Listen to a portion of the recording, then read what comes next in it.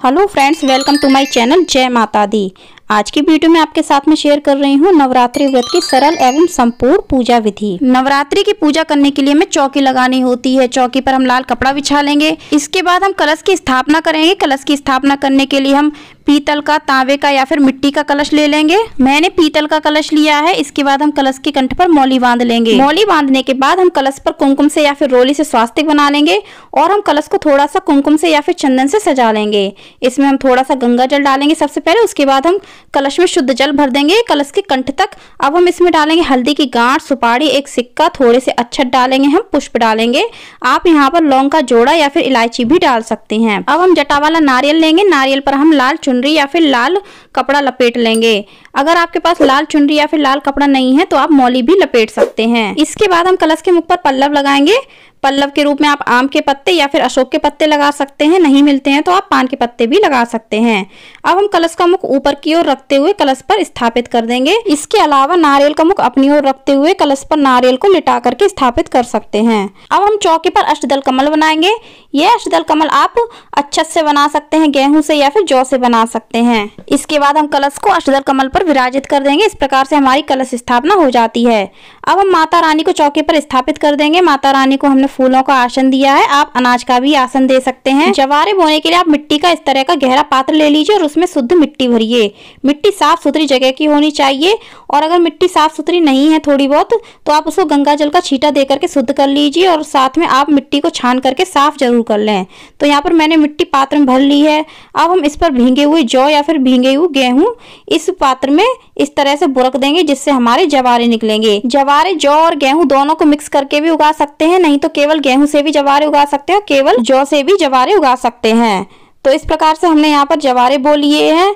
अब हम इन जवारों के ऊपर थोड़ा सा जल का छींटा दे देंगे। ज्यादा जल हमें इसमें नहीं बुरकना है, नहीं तो हमारे जवारे गीले हो जाएंगे और किल्ले अच्छे से नहीं फूटेंगे। अब हमने जवारे के पात्र को भी कुमकुम से और चंदन से टीक दिया है। साथ में हमने जवारे के पात्र पर मौली भी बांध दी है। अब इन जवारों को हम माता के साथ चौकी पर विराजित करेंगे। जवारों को आसन देने के लिए हमने यहाँ पर फूलों का आसन दिया है, साथ में थोड़े से अक्षत का भी आसन दिया है। इसके बाद हम जवारे के पात्र को माता के साथ चौकी पर विराजित कर देंगे। फ्रेंड्स, अब हम यहाँ पर भगवान गणेश को भी फूलों का आसन देकर के विराजित कर देंगे। अगर आपके पास भगवान गणेश की मूर्ति नहीं है या फिर फोटो नहीं है तो आप सुपारी को भी भगवान गणेश का रूप मान करके उनकी पूजा कर सकते हैं। इसके बाद हम माता के सामने दीप प्रज्वलित करेंगे।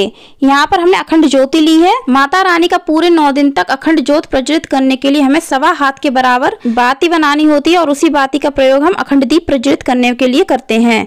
फ्रेंड्स, अखंड ज्योति प्रज्वलित करने के लिए आप देसी घी का भी प्रयोग कर सकते हैं, नहीं तो आप तिल के तेल का भी प्रयोग कर सकते हैं। इसके बाद हम माता रानी की चौकी पर नवग्रह बनाएंगे, नवग्रह की स्थापना करेंगे। नवग्रह की स्थापना करने के लिए हम माता की चौकी पर 9 चावल की ढेरी बनाएंगे। आप ये नवग्रह दाल से भी बना सकते हैं। इसके बाद हम इन चावल की ढेरियों पर 9 सुपारी रखेंगे। एक एक करके हम पूरी 9 ढेरियों पर सुपारी रखेंगे। आप सुपारी की जगह एक एक सिक्का भी रख सकते हैं। इस प्रकार से हम नवग्रह की भी स्थापना कर लेंगे। आप चाहे तो इस पूजा में नवग्रह की स्थापना को स्किप भी कर सकते हैं और आप अगर अखंड ज्योति नहीं प्रज्वलित करना चाहते हैं तो आप सिंपल दीपक भी इस जगह जला सकते हैं। तो हम सबसे पहले दीपक प्रज्वलित करेंगे। फ्रेंड्स, अब आपको ध्यान रखना है कि आपको कोई भी चीज हिलानी नहीं है, ना तो कलश, ना ही जवारे का पात्र और ना ही नवग्रह। तो इस प्रकार से हम सबसे पहले भगवान गणेश का पूजन करेंगे। भगवान गणेश का पूजन हमने कुमकुम और हल्दी से किया है, अक्षत अर्पित किए हैं, हल्दी की गांठ और सुपारी अर्पित की है। अब हम भगवान गणेश को वस्त्र के रूप में मौली अर्पित करेंगे, जनेऊ अर्पित करेंगे, साथ में हम उनको पुष्प भी अर्पित करेंगे। अब हम माता रानी की पूजा करेंगे। माता रानी की पूजा भी हम रोली या फिर कुमकुम से करेंगे। माता रानी को टीका लगाएंगे और हम उनके वाहन सिंह को भी टीका लगाएंगे। अगर आपके पास 9 देवी वाली फोटो है तो आप पूरे 9 देवियों को इस तरह से तिलक करें, उनको चंदन लगाएंगे और अक्षत अर्पित करेंगे, पुष्प अर्पित करेंगे। यहाँ पर आप माता रानी को पुष्पों की माला भी अर्पित कर सकती हैं। इसके बाद हम कलश का भी पूजन इसी तरह से करेंगे। कलश की पूजा भी हम रोली या फिर कुमकुम से कर देंगे, अक्षत अर्पित करेंगे। यहाँ पर हमने माता रानी को चुनरी पहले ही पहना दी थी। आप इस जगह माता रानी को चुनरी भी पहना सकते हैं या फिर वस्त्र के रूप में मौली अर्पित कर सकते हैं। इसके बाद हमने जवारे बोए हैं। जवारे की पूजा भी हम कुमकुम से, रोली से कर देंगे, अक्षत से कर देंगे। साथ में हम जवारों को पुष्प भी अर्पित करेंगे। अब हम नवग्रह की पूजा करेंगे। तो नवग्रह की पूजा हम पीले चंदन से करेंगे। नवग्रह की पूजा करने के लिए आप या तो सूखी रोली का इस्तेमाल करें या फिर सूखे चंदन का इस्तेमाल करें और इस तरह से दूर से उनके ऊपर बुरकना है। इस तरह से हम नवग्रह की पूजा करेंगे, क्योंकि नवग्रह बिल्कुल भी हिलने नहीं चाहिए, इस बात का ध्यान रखें। इसके बाद हम नवग्रह को पुष्प भी अर्पित कर देंगे। अब हमने अखंड ज्योत प्रज्वलित की है तो उसका भी पूजन हम रोली से, चंदन से कर देंगे। पुष्प अर्पित कर देंगे। इसके बाद हम माता रानी को भोग लगाएंगे।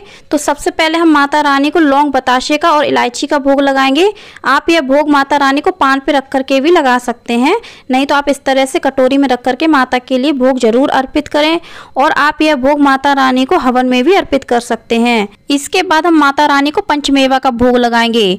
अगर आपके पास कुछ स्पेशल भोग नहीं है तो आप पंचमेवा का भोग लगाएं, मिश्री का भोग लगाएं, लौंग बतासे का भोग जरूर लगाएं। तो प्रतिदिन आप इनका भोग लगा सकते हैं। और अगर आपने नवरात्रि के प्रथम दिन माता रानी के लिए कुछ स्पेशल भोग बनाया है तो आप माता रानी को भोग में जरूर अर्पित करें। यहाँ पर हमने माता रानी को फलों का भी भोग लगाया है। इसके बाद हम माता रानी को सुहाग की सामग्री अर्पित करेंगे। यह सुहाग की सामग्री आप नवरात्रि के प्रथम दिन भी अर्पित कर सकते हैं, नहीं तो आप अंतिम दिन माता रानी को सुहाग की सामग्री जरूर अर्पित करें। माता रानी को हम इत्र लगाएंगे। अब आप नवरात्रि में प्रतिदिन जो भी ग्रंथ या पुस्तक पढ़ते हैं तो उनका पाठ करने से पहले आप उनका पूजन जरूर करें। तो जैसे कि अगर आप दुर्गा सप्तशती का पाठ करेंगे तो माता रानी के इस तरह से हम तिलक लगाएंगे। सिंह बनाए तो हम इसका भी तिलक लगाएंगे, अक्षत अर्पित करेंगे। अब जैसे कि मुझे दुर्गा सप्तशती का पाठ करना है तो हम दुर्गा सप्तशती की पूजा इसी तरह से करेंगे, रोली अर्पित करेंगे, अक्षत अर्पित करेंगे। यहाँ पर मैं नवरात्रि व्रत की कथा पढ़ रही हूँ तो उसके लिए मैंने हाथ में थोड़े से अक्षत लिए हैं, पुष्प लिए हैं। नवरात्रि व्रत कथा का वीडियो आपको मेरे चैनल पर मिल जाएगा। वीडियो का लिंक मैं आपको डिस्क्रिप्शन बॉक्स में दे दूंगी। इस प्रकार से कथा समाप्त हो जाने के बाद हमने जो हाथ में अक्षत लिए हैं, पुष्प लिए हैं, माता के चरणों में अर्पित कर देंगे। और पूजा में हमसे जो भी भूल चूक हुई हो या फिर कोई कमी रह गई हो तो उसके लिए हम माता से क्षमा मांग लेंगे। अब हम माता रानी को धूप दिखाएंगे और उसके बाद हम माता रानी की आरती करेंगे। माता रानी का हवन आप आरती करने से पहले भी कर सकते हो, नहीं तो पूरी पूजा हो जाने के बाद भी कर सकते हैं। इसके साथ ही माता रानी का हवन अगर आप सुबह सुबह नहीं कर पाते हैं किसी कारणवश या फिर बिजी हो जाने की वजह से, तो आप शाम को जब दीपक प्रज्वलित करते हैं उस समय भी आप माता रानी के नाम का छोटा सा हवन कर सकते हैं। इस प्रकार से धूप दिखाने के बाद हम माता रानी की आरती करेंगे। यहाँ पर मैं कपूर आरती कर रही हूँ। आप सिंपल शुद्ध देसी घी के दीपक से भी माता रानी की आरती कर सकते हैं। हमने जो अखंड ज्योत प्रज्वलित की है वह दीपक हमें नहीं हिलाना है। आरती करने के लिए हमें अलग से ही दीपक बनाना है।